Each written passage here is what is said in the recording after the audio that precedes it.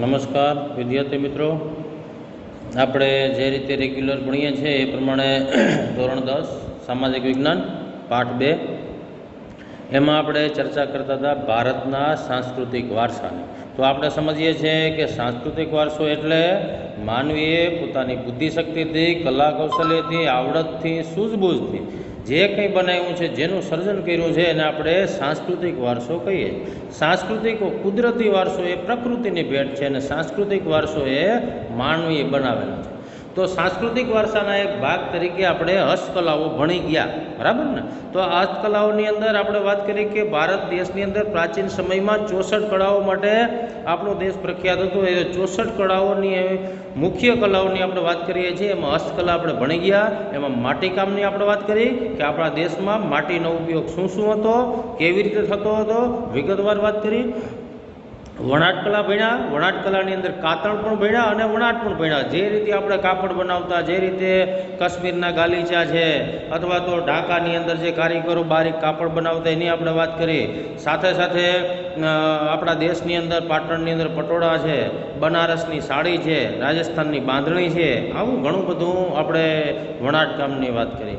ભરત ગૂંથણ પણ ભણી ગયા. ભરત ગૂંથણ માટે ખાસ કરીને આપણો આ વિસ્તારની સાથે સાથે કચ્છ પણ ભરત ગૂંથણમાં પ્રખ્યાત છે અને જો કે સમગ્ર રીતે આખો આપણો દેશ ભરત ગૂંથણ માટે પ્રખ્યાત છે, તો એની આપણે ચર્ચા કરી. ચર્મ ઉદ્યોગની પણ આપણે વાત કરી કે જે મૃત પ્રાણીના ચામડા મેળવી અને એમાંથી ઘણી બધી વસ્તુઓ બનાવવામાં આવતી, તો એ શું હતું એની પણ આપણે પ્રાચીન સમયથી અત્યારના અર્વાચીન સમય સુધીની વાત કરી ગયા. ત્યાર પછી હીરા મોતીની વાત કરી. હીરા મોતી ક્યાંથી મળે છે, શું ઉપયોગ થાય છે, કયા લોકો વધારે ઉપયોગ કરતા, એ પ્રાચીન સમયમાં પણ થતું હતું અને અત્યારે પણ આપણે મોટા પ્રમાણમાં ઉપયોગ કરીએ છીએ, એની આપણે ડિટેલમાં વાત કરી. મીના કારીગરીની આપણે વાત કરી કે સોના ચાંદીના ઘરેણા ઉપર જે લાલ, લીલો, વાદળી આવા ચમકતા કલર પૂરવાની જે કળા છે એને આપણે મીના કારીગરી તરીકે ઓળખીએ છીએ. તો એ પણ કલા આપણે ભણ્યા. જે કાપડની અંદર ખાસ તો સ્ત્રીઓ, બરાબર, સાડીની અંદર કે ઘરચોળામાં કે ઘણી બધી એ બધીમાં જે બનાવવામાં આવે છે, જરી છાંટવામાં આવે છે, તો એ જરી કામ સોના અને ચાંદીના તારમાંથી બનાવવામાં આવે છે, એની આપણે વાત કરી. સુરત શહેર વિશે આપણે ભણી ગયા. ધાતુકામની પણ આપણે ચર્ચા કરી ગયા કે પાષાણ યુગ પછી ધાતુ યુગની શરૂઆત થઈ, તો એ સમયના કારીગરો ધાતુમાંથી શું બનાવતા, નરમ ધાતુમાંથી શું બનાવતા, સખત ધાતુમાંથી શું બનાવતા વગેરે ચર્ચા કરી ગયા.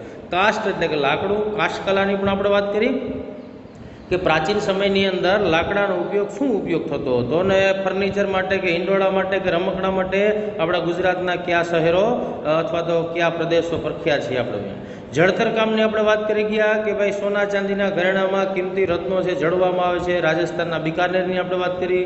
અકીક નામના પથ્થર એટલે કે અકીક કામની વાત કરી. અકીક પથ્થર, અકીક એટલે શું, ક્યાંથી મળે છે, ક્યાં મોકલવામાં આવે છે, શું ઉપયોગ થાય છે, ડિટેલમાં આપણે ચર્ચા કરી.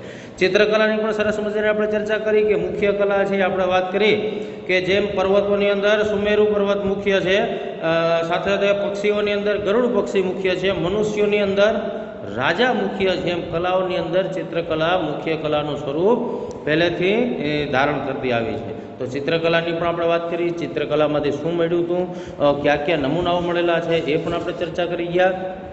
આ બધી થઈ હસ્તકલા, ભાઈ મુખ્ય હસ્તકલાની વાત કરી.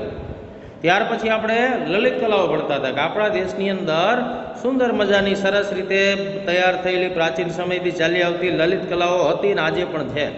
તો લલિત કલાની અંદર સંગીત કલા આપણે ભણી ગયા, બરાબર ને? કે ભારતીય સંગીત છે તાલ અને સ્વર, તાલ અને લયની દ્રષ્ટિએ અન્ય સંગીત કરતાં, અન્ય દેશના સંગીત કરતાં અલગ પડે છે. આપણે જોયું કે આપણો સામવેદ છે એ સંગીતનો વેદ કહેવાય છે. સાથે સાથે સંગીતની અંદર ગાયન અને વાદનનો સમાવેશ થાય છે. સાથે સાથે સંગીતને બે ભાગમાં વહેંચવામાં આવ્યું છે, શાસ્ત્રીય સંગીત અને લોક સંગીત. 7 સ્વરો છે. મિત્રો આ હું રિવિઝન કરું છું, આગળ આપણે ભણી ગયા એની હું વાત કરું છું. સાથે સાથે એના 5 રાગોની આપણે ચર્ચા કરી ગયા. 3 મહત્વના ગ્રંથોની ચર્ચા કરી ગયા. સંગીત મકરાન, પંડિત નારદની વાત કરી 900ની અંદર. સંગીત રત્નાકર, આપણે પંડિત સારંગદેવની વાત કરી. સંગીત પારિજાત, એની અંદર આપણે પંડિત અહોબલેની વાત કરી 1665ની વાત કરી. અલાઉદ્દીન ખલજી છે, અમીર ખુસરો છે, મીરાબાઈ, નરસિંહ મહેતા, પ્રેમાનંદ, પ્રીતમ, અખો, સામળ વગેરેની આપણે ચર્ચા કરી ગયા. સ્વામી હરિદાસ, એના શિષ્ય બૈજનાથ, મતલબ કે બેજુ બાવરા અને તાનસેનની પણ આપણે વાત કરી ગયા. અને આપણી ગુજરાતની 2 સંગીત બેલડી તાના અને રીરી, તો એની પણ આપણે ચર્ચા કરી ગયા. આજે મારે તમને નવી ચર્ચા કરવાની છે, નવો પોઈન્ટ સમજાવવાનો છે. લલિત કલાઓની અંદર એક મહત્વની કલાનું નામ છે નૃત્ય કલા, બરાબર ને? તો આ નૃત્ય કોને કહે, બરાબર સમજો. નૃત્ય શબ્દ તમે પરિચિત છો કે નૃત્ય કેવી રીતે થાય છે. તમે લોકો પણ કરતા હશો, ટીવીમાં પણ જોયું હશે, રંગમંચ ઉપર, સ્ટેજ ઉપર પણ તમે નૃત્ય જોયું હશે, બરાબર ને? તો આ નૃત્ય કલા છે. જો નૃત્ય કલા છે ને, એ નૃત્ય શબ્દની શરૂઆત છે મૂળ સંસ્કૃત શબ્દ નૃત. મૂળ સંસ્કૃત શબ્દ નૃત છે. નૃત ઉપરથી નૃત્ય કલા શબ્દ અથવા તો નૃત્ય છે ઉતર્યું છે, બરાબર? શું હોય છે નૃત્યમાં? તો કે નૃત્યમાં તાલ અને લય સાથે સૌંદર્યની અનુભૂતિ થાય. નૃત્ય થતું હોય તેમ નામ નહીં, એની સાથે તાલ હોય, બરાબર ને? મૂંગવું નૃત્ય ન થાય. બહુ અમુક જોવા મળે, પણ બહુ મોટા ભાગે તાલ તો હોય જ, તો જ નૃત્ય થાય. તો તાલ અને તાલની સાથે જે નૃત્ય કરનાર જે નર્તક છે, બરાબર ને, જે નૃત્ય કરે છે, તો એનો લય પણ એની સાથે જોડાય. અને તાલ અને લયની સાથે એનું સૌંદર્ય બતાવવામાં આવે છે. નૃત્ય એટલે શું?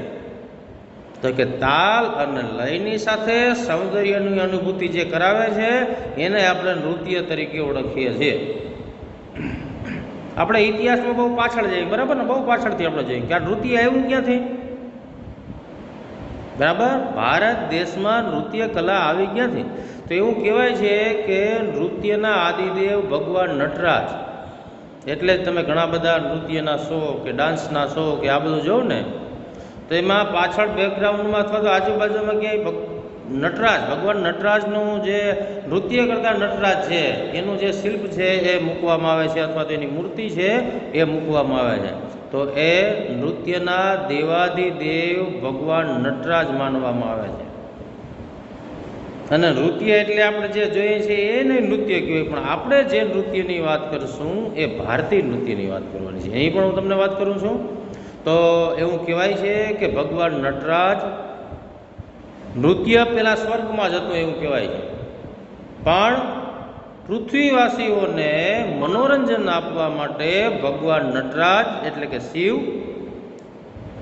એને સ્વર્ગમાંથી પૃથ્વી ઉપર ભગવાન નટરાજ શિવ લાવ્યા હોય એવું ઇતિહાસની અંદર ઉલ્લેખ છે, એવી માન્યતા છે. સમજાણું? તો આપણે વાત કરી નૃત્ય શબ્દ મૂળ સંસ્કૃત શબ્દ નૃત ઉપરથી ઉતરી આવ્યો છે. તાલ અને લય સાથે સૌંદર્યની અનુભૂતિ કરાવે છે. નૃત્યના આદિદેવ નટરાજ શિવ માનવામાં આવે છે.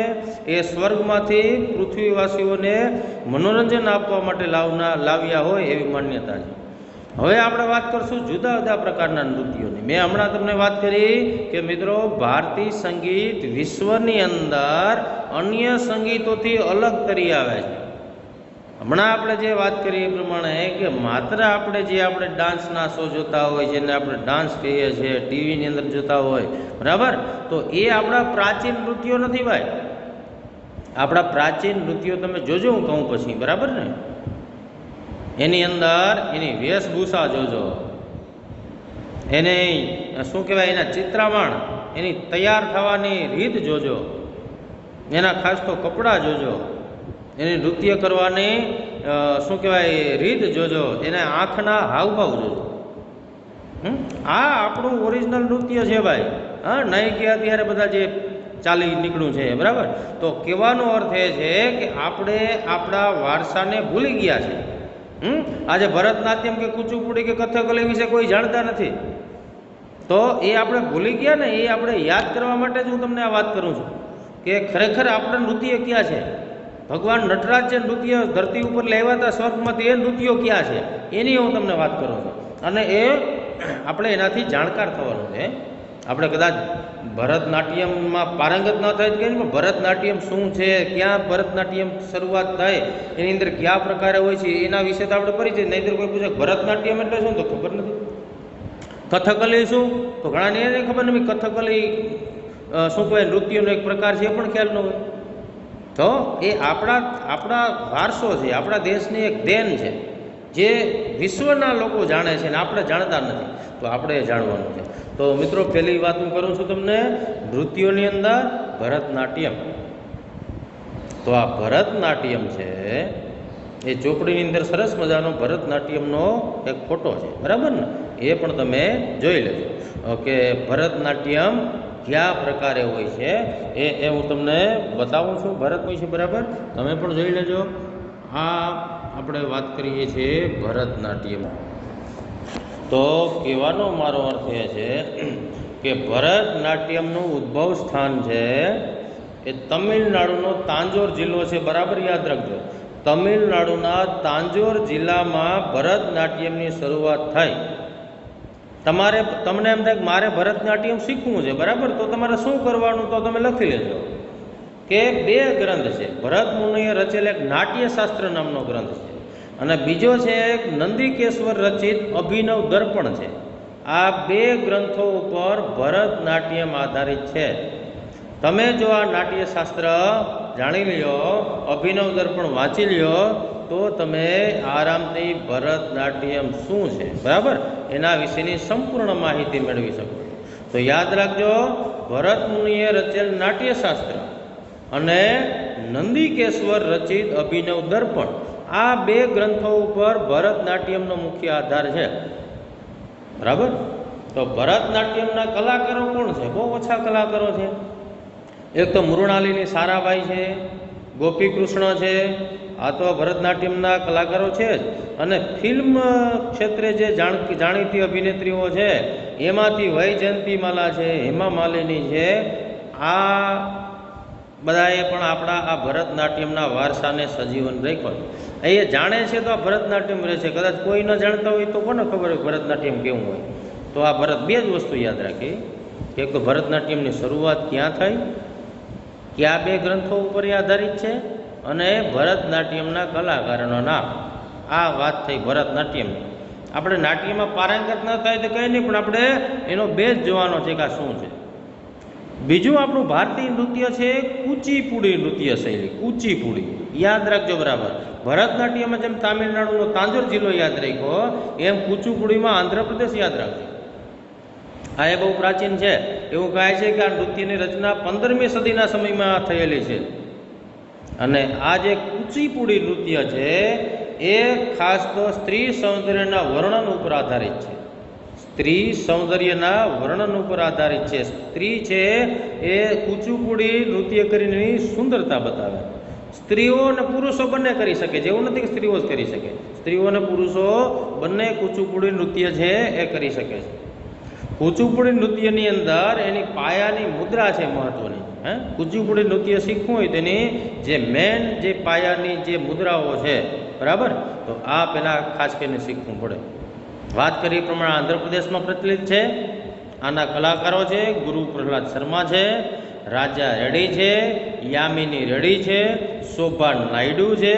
આ બધા કલાકારો છે એ કુચીપુડી નૃત્યના જાણીતા કલાકારો છે કે જેણે ભારતીય આ કલા ક્ષેત્ર અથવા તો ભારતીય જે નૃત્ય કલા છે એમાં કુચીપુડી નૃત્ય છે એને જીવિત રાખ્યું છે, અથવા તો દેશની અંદર એનો પ્રચારની અંદર એનો મહત્વનો ફાળો છે. તો કુચીપુડી નૃત્ય આંધ્રપ્રદેશની વાત કરી, 15મી સદીની વાત કરી, સ્ત્રી સૌંદર્ય ઉપર આધારિત છે અને પુરુષો અને સ્ત્રીઓ બંને કરી શકે છે અને એના કલાકારોના નામ છે. ત્રીજું આપણે ભારતીય નૃત્ય જોશું કથકલી. કથકલી જેમ ભરતનાટ્યમમાં તામિલનાડુનો તાંજોર જિલ્લો યાદ રાખ્યો, કુચીપુડીની અંદર આંધ્રપ્રદેશ યાદ રાખ્યું, એમ કથકલીમાં આપણે કેરળ યાદ રાખવાનું છે. કથકલી છે એ કેરળ રાજ્યનું જાણીતું નૃત્ય છે. કેરળની અંદર એ પ્રાચીન સમયથી ચાલ્યું આવે છે, આજે પણ છે. કથકલી એટલે શું, બરાબર ને? તો એવું કહેવાય છે કે આપણા પૌરાણિક મહાકાવ્યો છે પ્રાચીન સમયમાં બનેલા, મહાભારતના પ્રસંગો છે અને સંસ્કૃત અને મલયાલમ આ બંને ભાષા મિશ્રિત નાટકો છે એ પાછળથી કથકલી કહેવાય. સમજાણું? કેરળમાં પ્રચલિત છે, આપણા પૌરાણિક મહાકાવ્યો છે, મહાભારતના અમુક પ્રસંગો છે અને સંસ્કૃત અને મલયાલમ મિશ્રિત નાટકો છે એ કથકલી. કથકલી એટલે શું? તો ગાને કથકલી કહેવાય. આ કથકલી તરીકે ઓળખાય. ભાઈ કથકલી છે ને એની જે વેશભૂષા છે ને એ ખૂબ જોરદાર હોય છે, સુંદર કપડાવાળી હોય છે. એની વેશભૂષા ઘેરદાર કપડાવાળી હોય છે. અને તમારે આ બધા નાટક થતા હોય, ભરતનાટ્યમ હોય, કુચીપુડી હોય, કથકલી હોય, કથક હોય, તો તમારે ઓળખવું કેમ? તમને કોઈ નાટક નૃત્ય તમને બતાવે સ્ટેજ ઉપર અને તમને કહે કે તમે ઓળખી બતાવો કે ભાઈ આ ભરતનાટ્યમ છે કે કથકલી છે કે કથક છે કે કુચીપુડી છે, તો કેવું કેમ તમારે કઈ રીતે સમજો? આ ભેદ સમજવો બહુ અઘરો છે. એમાં જો તમારે કથકલી સમજવું હોય, કથકલીને ઓળખવું હોય, તો કથકલી જે ભજવનાર જે કલાકારો છે એના ચહેરા ઉપરના જે ચિત્રામણ છે, એની મુખાકૃતિ છે એને સમજવી પડે. એના ચહેરા ઉપર વિશિષ્ટ ચિત્રામણ હોય, એના મુખ ઉપર દોરેલા એના ખાસ કરીને એ બધી બાબતો છે, તો એના ઉપરથી આપણે સમજી શકીએ કે આ છે ભાઈ કથકલી છે. બીજું એમાં શું હોય છે તો કે આ નૃત્યમાં એક નટ હોય છે, નટ જે હાસ્ય પણ કરાવે છે અને લગભગ એ બધું સંચાલન કરતો હોય. તો આ નટ શું કરે છે કે સ્ટેજ છે એના ઉપર તેલનો દીવો, લાઇટ હોય નહીં, તેલનો દીવો હોય, આછો પ્રકાશ હોય, અને પડદા પાછળથી, રંગમંચના પડદા પાછળથી પોતાની સંગીતમય ઓળખ આપે છે, પોતાની સંગીતમય ઓળખ આપે છે, સંગીત સાથે ઓળખ આપે છે. અને ત્રણેય લોકના જે પાત્રો છે એને ચહેરાના હાવભાવથી એ હાસ્ય મુદ્રાથી જીવિત કરે. તો આ મુખ્ય વસ્તુ છે કથકલી. તો કથકલીમાં આપણે એટલું યાદ રાખ્યું કે કથકલી કેરળ રાજ્યનું પ્રચલિત નૃત્ય છે, પૌરાણિક મહાકાવ્યો છે, મહાભારતના પ્રસંગો છે, અને સંસ્કૃત અને મલયાલમ વિસ્તૃત નાટકો છે એ કથકલી છે. વેશભૂષા કેવી હોય તો કે સુંદર ઘેરદાર કપડાવાળી એની વેશભૂષા હોય. એના પાત્રોને ઓળખવા કેમ તો કે એને ચહેરા ઉપરની મુખાકૃતિ એટલે કે ચિત્રામણ એના ઉપરથી આપણે કહી શકીએ. એમાં કરવાનું શું છે તો કે રંગમંચ ઉપર શું કહેવાય, જે દીવો કરવામાં આવે છે, તેલનો દીવો, આછો પ્રકાશ હોય ને પડદા પાછળ આ નટ છે એની સંગીતમય ઓળખ આપે છે. અને ત્રણેય લોકના જે પાત્રો છે એને પોતાના ચહેરા ઉપરના હાવભાવથી એને સજીવન કરે છે, હાસ્ય મુદ્રાથી જીવિત કરે છે, સજીવ કરે છે. એ છે કથકલી. હવે કથકલીની અંદર એક છે કે કેરળની અંદર એક કવિ થઈ ગયા શ્રી વલથોડ, કવિ વલથોડ, બરાબર. તો એણે એક કલામંડળ સ્થાપિત કલામંડળ છે કથકલી. તો એની અંદર આ કલામંડળમાં ગુરુ કૃષ્ણપ્રસાદ છે, શિવરામન છે, આ વગેરે છે એ જોડાયેલા છે અને દેશ વિદેશની અંદર પ્રખ્યાત છે. તો આ કથકલીના કલાકારોના નામ છે. તો આપણે વાત કરી ભરતનાટ્યમ, કુચીપુડી, કથકલી, અને હવે એના જેવું બીજું તમને કથકલી અલગ અને કથક અલગ.